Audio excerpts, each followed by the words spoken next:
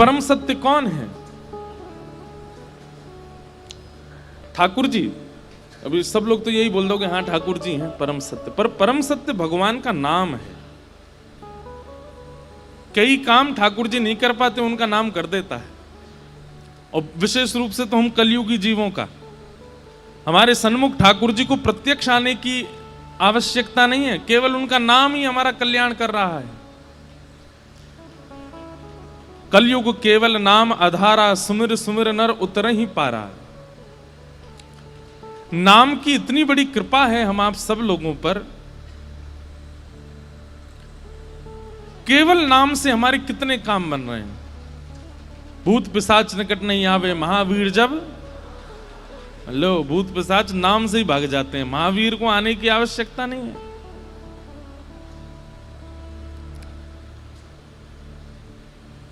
व्यक्ति के अंत काल में भी पूरी दुनिया को यही कहा जाता है कि राम नाम सत्य है। राम सत्य हैं, पर राम बार बार प्रकट नहीं होंगे। और एक और बात कह सकते हैं कि राम यदि प्रकट भी हुए तो वे अयोध्या में हो जाएंगे। वैसे तो ठाकुर जी इतने योग्य हैं कि वे चाहें तो जितने जीवात्मा उतने रूप धारण करके प्रकट होके सबको दर्शन दे सकते हैं, लेकिन लीला करने के लिए ठाकुर श्री राम एक ही प्रकट हुए और वो एक ही पूरी लीला करते हुए लंका गए। लेकिन नाम तो सर्वव्यापी होता है, सब जगह पहुंच जाता है। इसलिए सत्यम परम धीमहि, परम सत्य कौन है? परमात्मा का नाम। ठाकुर जी को दर्शन की इच्छा देने का ठाकुर जी का मन करे, आपकी इच्छा इतनी जल्दी प्रकट मत करो।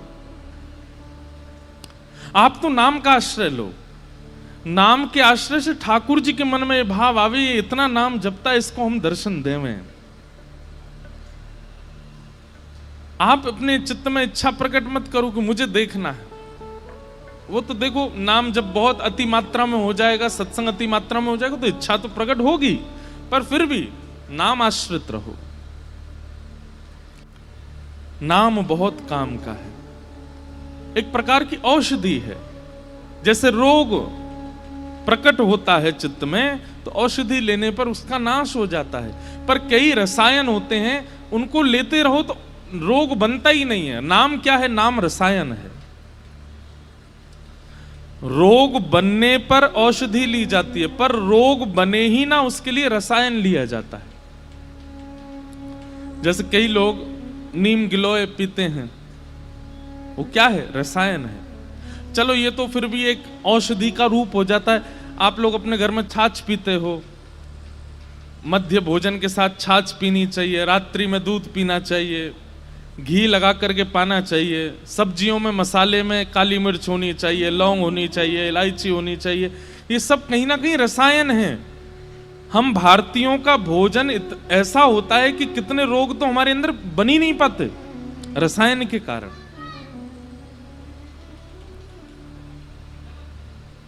रसायन, नाम क्या है? नाम रसायन है।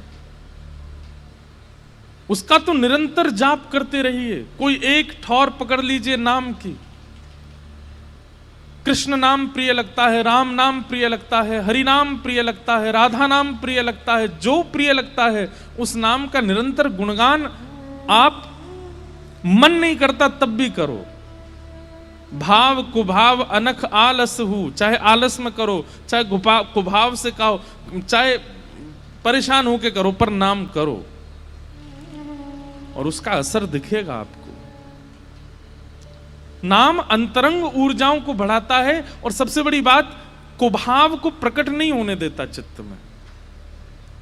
व्यक्ति पाप मार्गी क्यों बन जाता है? क्योंकि उसकी बुद्धि में, उसके विचारों में कई दूषितताएं प्रकट होती हैं और नाम उसको प्रकट नहीं होने देता। इसलिए सत्यम परम धीमहि के भाव से परम सत्य कौन है? परमात्मा का नाम। ठाकुर जी का नाम परम सत्य है। अरे अब कहां तक कहें, गलत रूप में मत ले लेना इस बात को।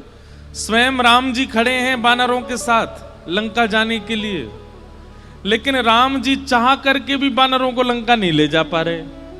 लेकिन वही जब पत्थर फेंके गए और उन पर नाम लिख दिया गया तो राम जी के नाम पर रूपी पत्थर तैरने लगे और उस पर स्वयं राम जी पार हो रहे हैं, अपने नाम से खुद पार हो रहे हैं। तो और बताओ क्या आपको इसके ऊपर क्या उदाहरण दें?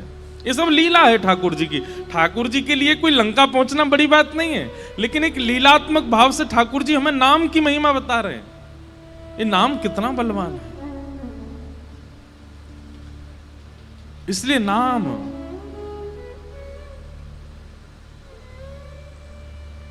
राम ना बिसार बंदे, खाली आना खाली जाना इस जीवन का नहीं ठिकाना, जीवन के दिन चार बंदे, राम ना बिसार बंदे। राम,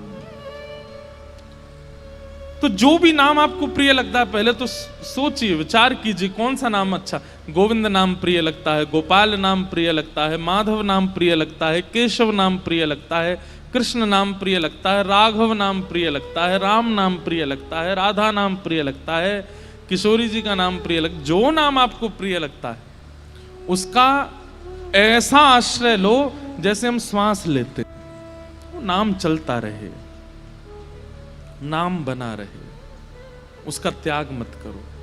इसका मतलब यह नहीं है कि विपत्ति नहीं आएगी भाई, ब्रेकर तो आएंगे, गाड़ी चला रहे हो रोड पे तो ब्रेकर तो आएंगे, लेकिन गाड़ी में अगर ब्रेक है तो ब्रेकर आने पर धीमे कर लोगे और आराम से थोड़ा सा उचक करके चले जाओगे।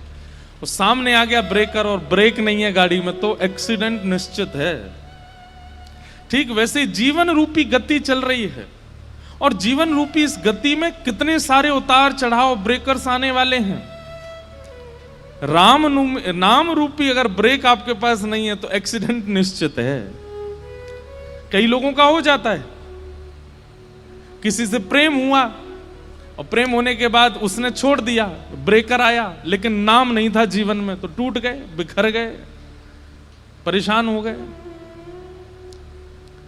बहुत मेहनत की थी, पढ़ाई की थी, कुछ पास आउट करना था, लेकिन एग्जाम करके आए लेकिन 2 नंबर से रह गए, फेल हो गए, नाम जीवन में नहीं था, बिखर गए।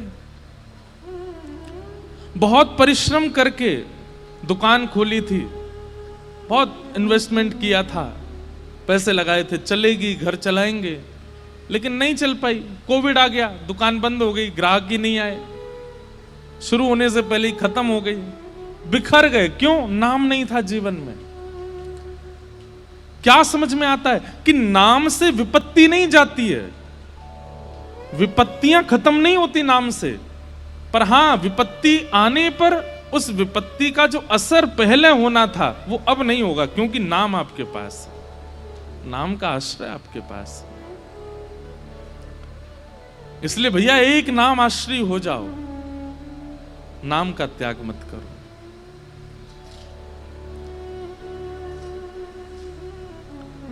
एक भगवान के परम भक्त थे केशव दास।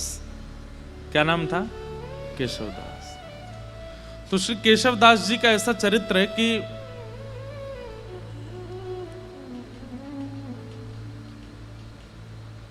एक बार कहीं कथा में बैठे थे, वो कथा में वक्ता ने ऐसी बात कही कि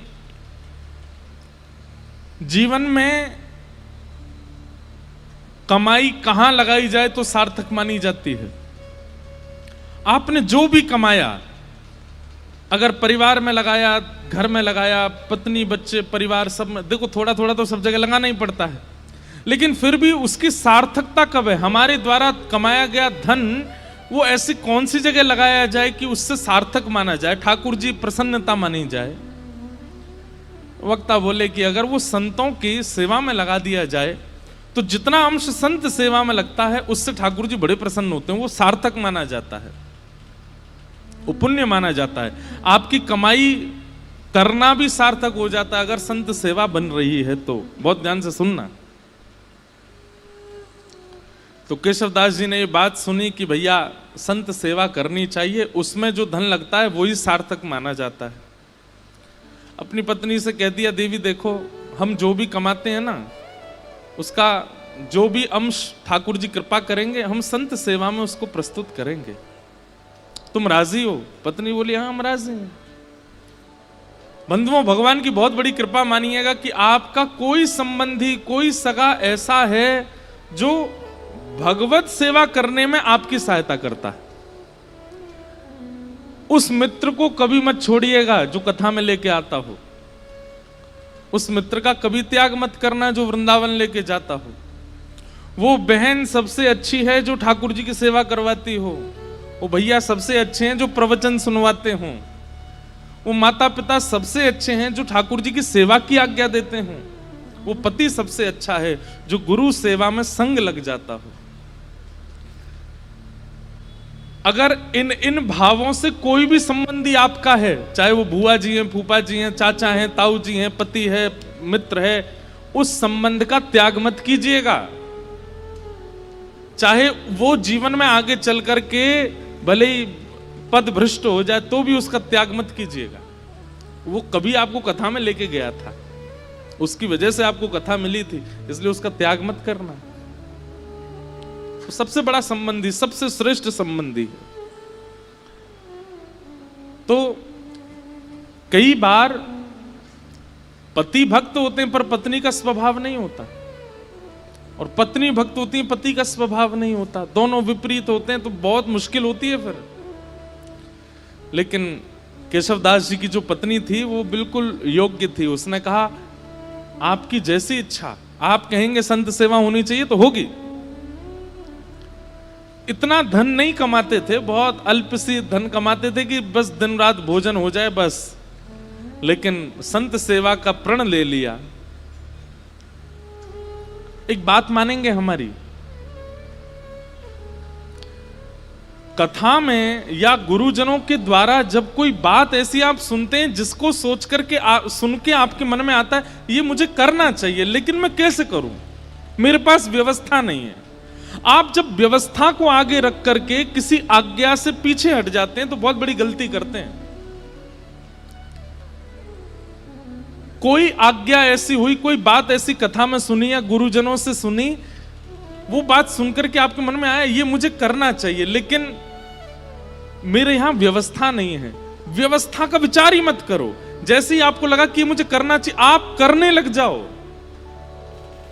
जिन महापुरुष से आपने सुना या जिस ग्रंथ की बात आप सुन के आए हो वो सामर्थ्य प्रदान करेंगे, व्यवस्था कर देंगे, आप बस लगना शुरू करो उसमें।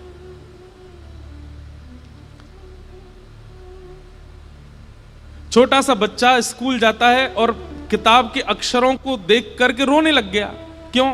क्या कीड़े मकोड़े से हैं, मुझे तो पढ़ ही नहीं जा रहे ये, मैं कैसे अपने पिता की तरह बनूंगा, मैं कैसे अपने चाचा की तरह बनूंगा, ये तो मुझसे पढ़ने में ही नहीं आ रहे। अरे भाई प्रयास तो कर, तो प्रयास करेगा तो धीरे धीरे समझ में आने लगेंगे।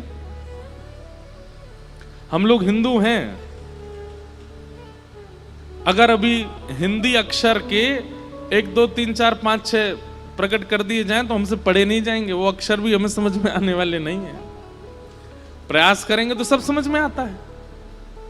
इसलिए कभी कोई आज्ञा ऐसी आप सुनते हैं और उसके प्रति आपका भाव बनता है कि ये मुझे करना चाहिए। मान लीजिए किसी महापुरुष की वाणी से आपने सुना कि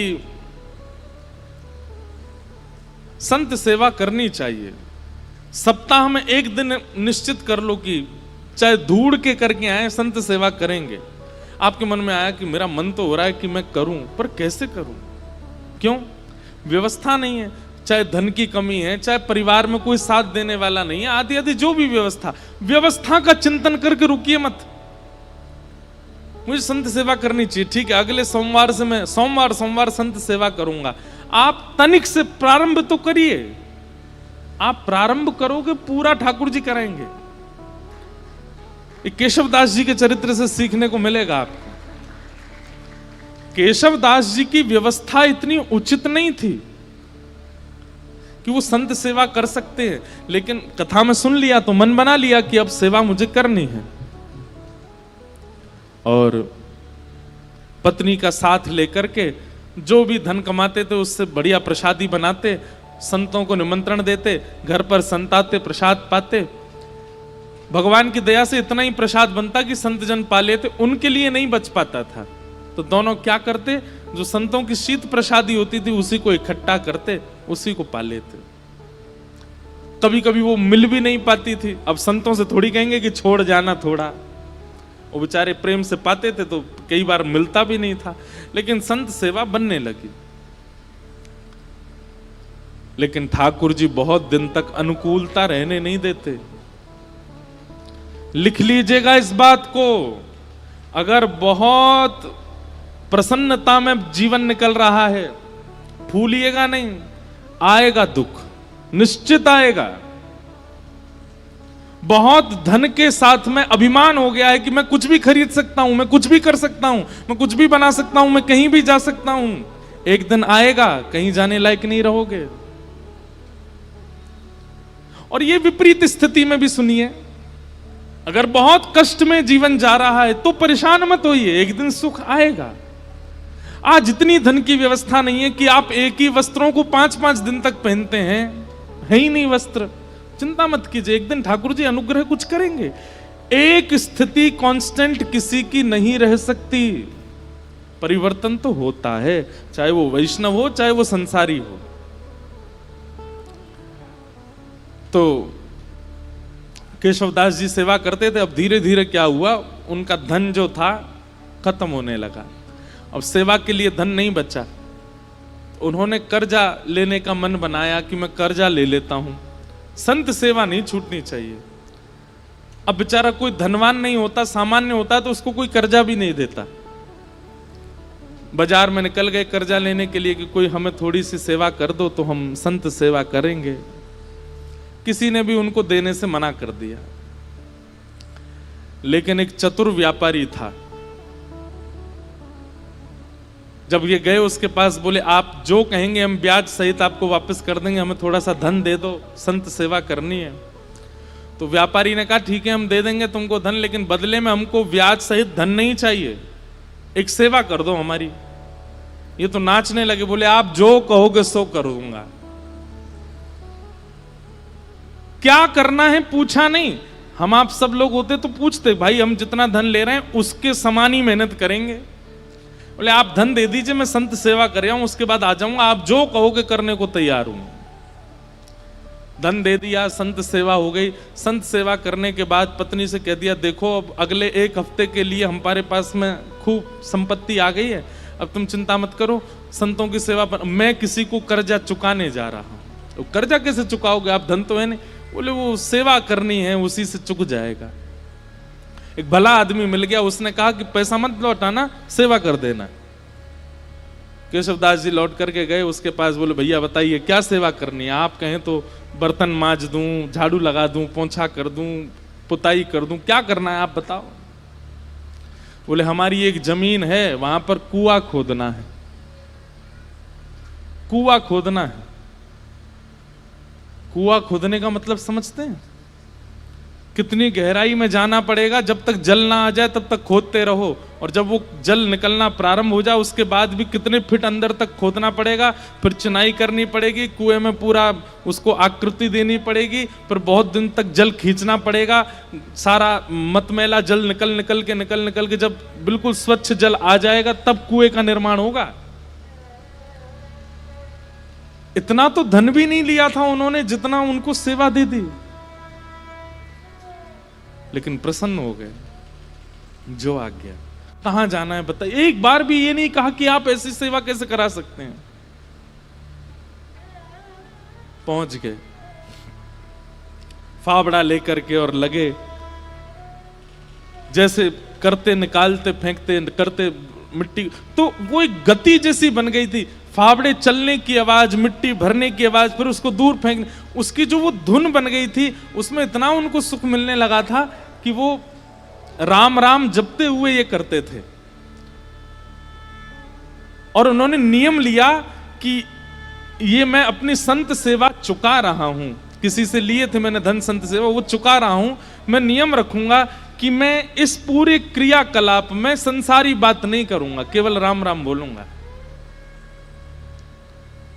कुआं खोदते जा रहे हैं। 2-3 दिन बाद पत्नी को लगा ये कहां जाते हैं, सुबह के जाते हैं रात तक आते हैं। पत्नी भी आ गई, संत सेवा करके आती थी, उसको कहते थे कि अब गहरा हो गया है, तुम मिट्टी में भर के दिया करूंगा, तुम फेंक दिया करना, और सुनो कोई संसारी अपवाद विवाद नहीं, केवल राम नाम बोलना। उनका तो अच्छा भजन हो गया। बोले कि इतने प्रसन्न रहने लगे केशवदास जी, बोले भजन भी हो रहा है और मेरे पैसे भी चुक रहे हैं। वो व्यापारी बड़ा खुश कि हमारा तो इतना पैसा भी नहीं लगा जितना बड़ा काम हो रहा है। करते जा रहे हैं, करते जा रहे हैं, करते जा रहे हैं, पर कई बार बंधुओं भक्तों को अपना यश खुद नहीं बनाना पड़ता, ठाकुर जी उनका यश बनाते हैं। और कई बार यश दिलाने से पहले ठाकुर जी बहुत तगड़ी ठोकर देते हैं। कुएं में पानी का स्रोत आने लगा था, पानी नीचे से आने लगा था, बड़े प्रसन्न हो गए थे केशवदास जी कि अब जल आ गया है, वो जिन्होंने मुझे धन दिया उनकी सेवा पूरी हो रही है। लेकिन तभी जोर की हवा चली और बगल के मिट्टी जो गहराई में चले गए थे, तो वो मिट्टी थोड़ी सी ढीली हो गई और वो पूरी नीचे आ गई, और जितना कुआं भरा था सब दोबारा भर गया और केशवदास जी अंदर ही दब गए उसमें। पत्नी दौड़ी दौड़ी इधर उधर भागी, अरे कोई बचाओ, मेरे पतिदेव अंदर गिर गए हैं, कोई बचा के लाओ। कोई धनवान मानी व्यक्ति होता तो लोग प्रयास भी करते, अब केशवदास जी बेचारे सामान्य व्यक्ति, किसी ने मदद नहीं की। सब सोचने लगे कितना गहरा, तुम्हारे पति को 1 महीना लगा इतना अंदर जाने में, हम इतने भीतर तक मिट्टी कैसे निकालेंगे बाहर। कुछ लोगों ने सोचा, बोले भाई अकेला निर्वन कैसे करेंगे, कुछ पैसा वैसा देके इनको शांत कर दो, और कुछ धन धान्य दे करके उनको, बेचारी वो भी कहां तक किसके पास जाती। लेकिन रोज ठाकुर जी से प्रार्थना करती, मेरे पति ने कभी कोई गलत क्रिया नहीं की, आपके नाम का आश्रय लिया, संत सेवा की, नाथ आप ऐसा अनहित नहीं कर सकते उनके साथ। 1 महीना व्यतीत हो गया, मृतक घोषित हो गए केशवदास जी। 1 महीना बाद जहां वो कुआं खोदा जा रहा था, अब तो वहां पे कुआं खोदने का कोई प्रश्न नहीं उठता था। लोगों ने कहा कि इसमें तो आदमी मर गया, भीतर अब कुआं मत खोदना यहां पे। लेकिन लोग बाग जब वहां से निकलते थे तो वो एक मिट्टी का टीला बन गया था। जब वहां से निकलते तो राम नाम धुनी सुनाई देती, और राम नाम धुनी केवल राम राम करती हुई सुनाई नहीं देती, साथ में झांझ, मंजीरा, करताल, सारंगी आदि आदि वाद्य भी सुनाई देते, जैसे मानो कोई उत्सव महोत्सव चल रहा हो। आते जाते लोगों को लगता शायद पास के गांव में कीर्तन चल रहा होगा। लेकिन जब 10-15 दिन तक अखंड नाम धुनी सुनाई देने लगी, पास के गांव में जाकर के देखा कोई उत्सव नहीं है, तब बोले शायद यही कुछ है।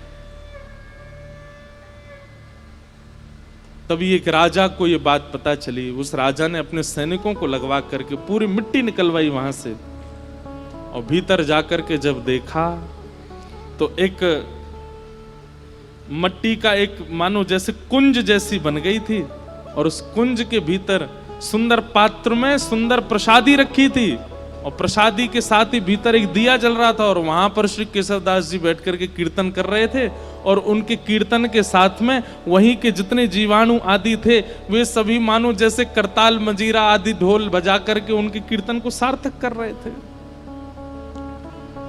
ये देख करके सब हैरान रह गए।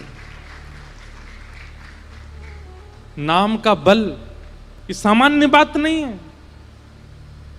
नाम का आश्रय लेने वाला व्यक्ति कैसी भी परिस्थिति में हो, नाम सब सुलभ कराने की सामर्थ्य रखता है। ठाकुर जी के नाम में इतना बल है। हमारे गोवर्धन में एक बाबा गए, गुरु दीक्षा लेने के बाद अपने गुरु जी से कहा, आप जो आज्ञा देंगे मैं उसको पूरी करूंगा, आप बस आज्ञा दीजिए।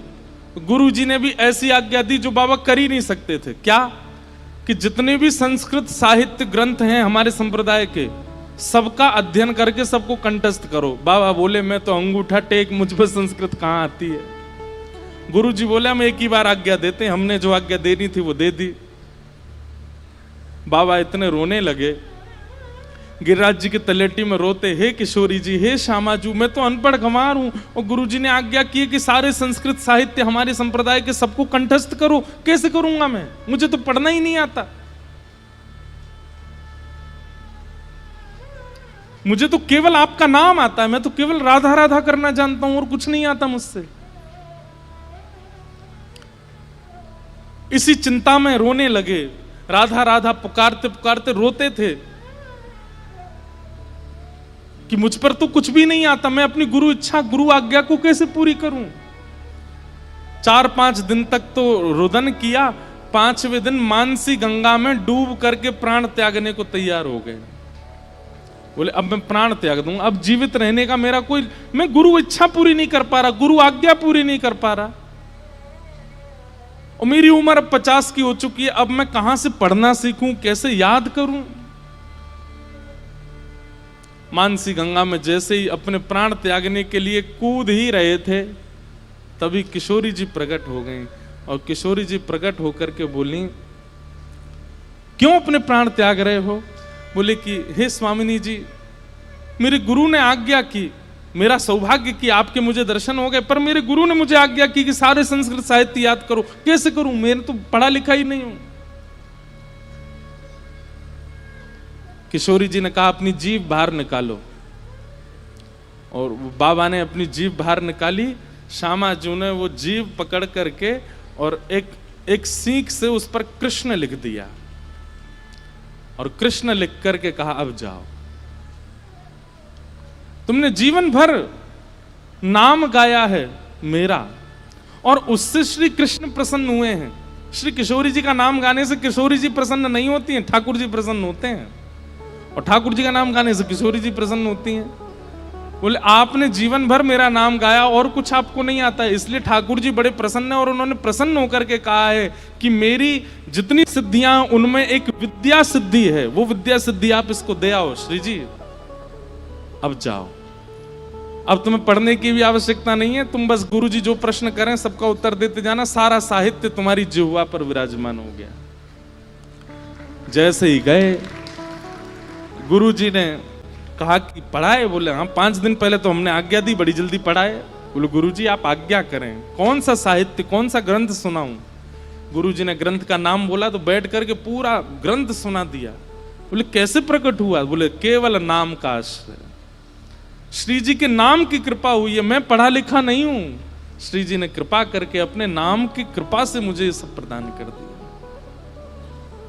इसका मतलब ये नहीं है किसी के पेपर हो तो रात भर राधे राधे बोलता रहे, हे किशोरी जी कल मेरा एग्जाम अच्छा हो जाए।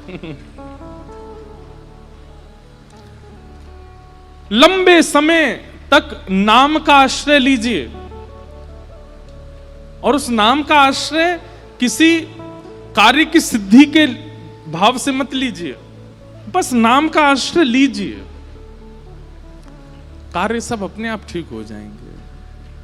सत्यम परम धीमहि, परम सत्य भगवान का नाम है, उसे हम बारंबार प्रणाम करते हैं। जय श्री कृष्ण। प्रिय साथियों, जीवन में सफलता, शांति और स्थिरता चाहिए तो एक बात गाढ़ बांध लीजिए, नाम ही परम सत्य है। दुनिया बदल सकती है, हालात बदल सकते हैं, लोग साथ छोड़ सकते हैं, लेकिन भगवान का नाम न कभी बदलता है न छोड़ता है। आज के इस अस्थिर और तनावपूर्ण युग में अगर कोई एक चीज है जो आपके मन को ठहराव दे सकती है तो वह है नाम का जाप। आपका मन टूटे, हालात मुश्किल हो, कोई सहारा न हो, बस आंख बंद करके नाम स्मरण करिए। राम कृष्ण राधे हरि गोविंद, जो नाम प्रिय हो उसे पकड़ लीजिए। नाम कोई चमत्कार नहीं, वह अंतरात्मा की ऊर्जा है, वह आपकी आत्मिक औषधि है जो भीतर से आपको मजबूत बनाती है। तो जीवन के इस सफर में जैसे आप भोजन के बिना नहीं रह सकते, वैसे ही नाम के बिना आत्मा नहीं जी सकती। आज ही निर्णय लीजिए, नाम को अपने जीवन का हिस्सा बनाइए। काम बिगड़ेंगे भी तो नाम उन्हें संवार देगा। सत्यम परम धीमहि, नाम ही परम सत्य है। जय श्री कृष्ण।